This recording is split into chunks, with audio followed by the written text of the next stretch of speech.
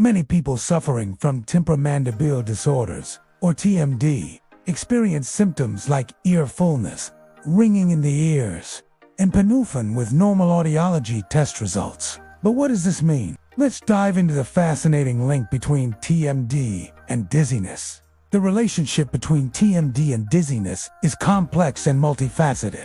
Research shows that many TMD patients also experience auditory symptoms, but these symptoms often occur without any detectable ear abnormalities. Interestingly, vestibular disorders, which are another common cause of dizziness, are not typically linked to TMD. This distinction is crucial in determining the root cause of a patient's dizziness and discomfort. For patients experiencing dizziness without TMD, studies suggest a greater impairment in their quality of life. However, for those with both TMD and otologic symptoms, treating TMD can significantly improve or even eliminate these symptoms. This raises an important question.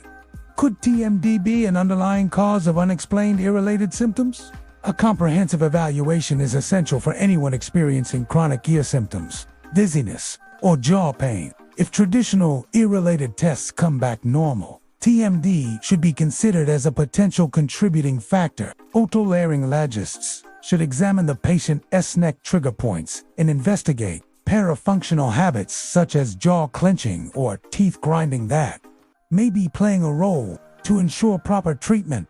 Both ENT specialists and dentists should collaborate when assessing patients with unexplained otologic symptoms. This multidisciplinary approach can help identify the root cause and provide more effective treatment options. If you or someone you know is struggling with persistent ear symptom, dizziness, or jaw pain, consider getting evaluated for TMD. Early intervention could make a huge difference in your quality of life.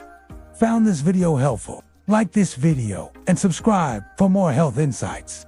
Turn on notifications so you don't miss out on our latest updates. Drop a comment below if you've experienced these symptoms. Let's start the conversation.